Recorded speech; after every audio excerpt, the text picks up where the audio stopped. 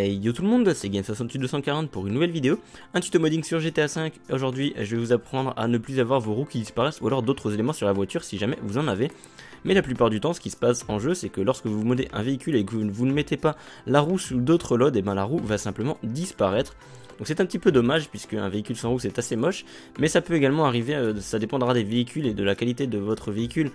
Si d'autres parties peuvent également disparaître, donc à savoir le capot, les portes et tout.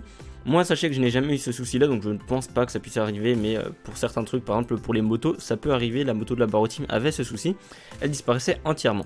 Mais pour les voitures et les camions et tout, la plupart du temps c'est uniquement les roues. Alors pour corriger ce problème, on va devoir mettre la roue sur le load L0, donc évidemment là elle est sur le load L0, mais également sur le load 1 et le load 2.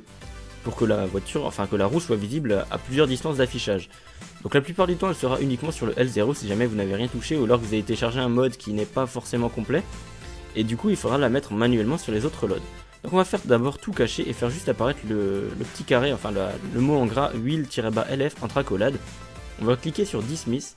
Et là normalement vous n'aurez pas ces deux choses là, vous n'en aurez qu'une seule, enfin ces trois choses là. Voilà, donc vous n'aurez qu'une seule chose, c'était la roue, ça sera la roue.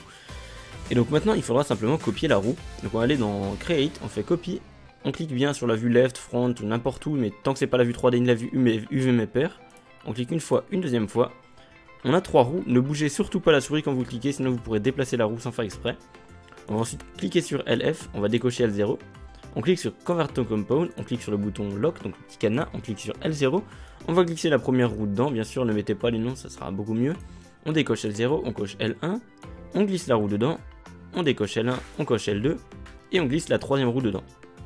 Maintenant on décoche L2, on décoche le lock button et lorsque on va cliquer sur L2, on voit que la roue est bien dans le load 2, sur L1 elle est bien dans le load 1 et sur L0 elle est bien dans le load 0 avec toute la voiture.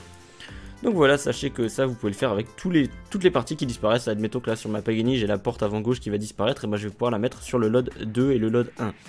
Mais là c'est inutile puisque la voiture on la voit déjà suffisamment loin. C'est juste surtout pour les roues que vous pourrez rencontrer assez fréquemment ce problème. Donc voilà, c'est tout pour ce tutoriel. D'ailleurs si jamais vous avez envie de voir cette voiture là, elle sera disponible en avant-première sur mon site internet quand la vidéo de Bugman FR sortira. Et elle sera ensuite disponible par la suite sur GTA 5 Mode, je pense une ou deux semaines après la vidéo de Bugman. Donc voilà, je vous dis merci d'avoir regardé.